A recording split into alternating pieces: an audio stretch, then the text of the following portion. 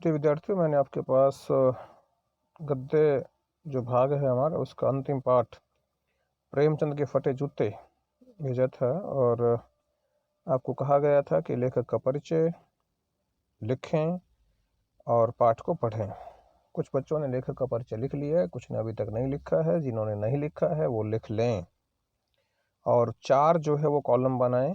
सबसे पहले जो है जन्म एवं शिक्षा, उसके बाद रचनाएं, फिर भाषा शैली और लास्ट में साहित्यिक विशेषताएं। हरिशंकर परसाई का जन्म 1922 में मध्य प्रदेश के होशंगाबाद जिले के जमानी गांव में हुआ।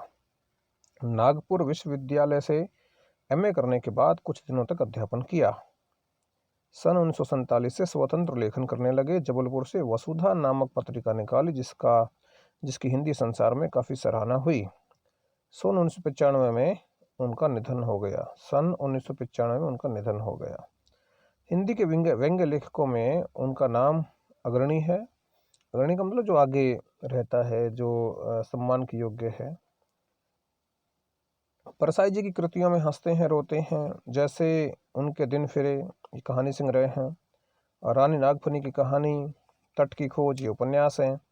तब की बात और थी, भूत के पांव पीछे, बेईमानी की परत, पगडंडियों का जमाना, सदाचार का ताबीज, शिकायत मुझे भी है, और अंत में निबंध संग्रह हैं ये। वैष्णव की फिसलन, तिरछी रेखाएं, ठुठता व गणतंत्र, विकलांग श्रद्धा का दौर ये व्यंग्य संग्रह उल्लेखनीय है।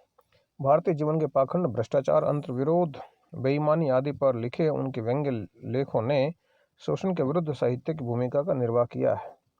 उनका व्यंग्य लेखन परिवर्तन की चेतना पैदा करता है। कोरे हास्य से अलग यह व्यंग्य आदर्श के पक्ष में उनकी उपस्थिति दर्ज कराता है।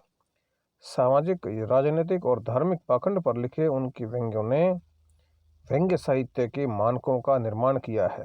परसाई जी बोलचाल की सामान्य भाषा का प्रयोग करते हैं, किंतु संरचना के अनूठेपन के कारण उनकी भाषा की मारक क्षमता बहुत बढ़ जाती है।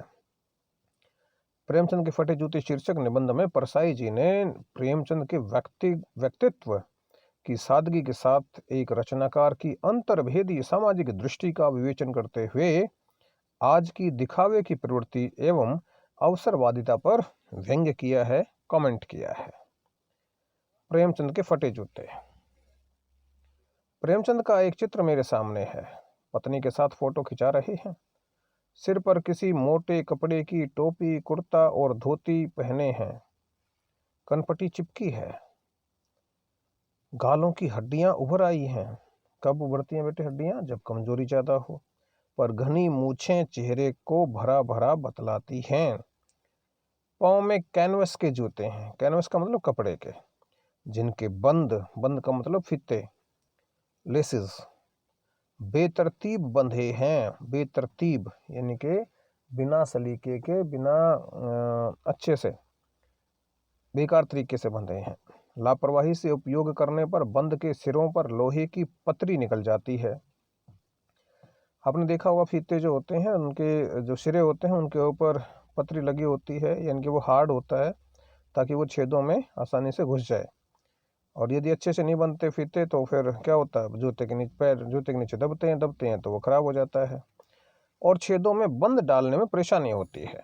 तब बंद कैसे भी कस लिए जाते हैं।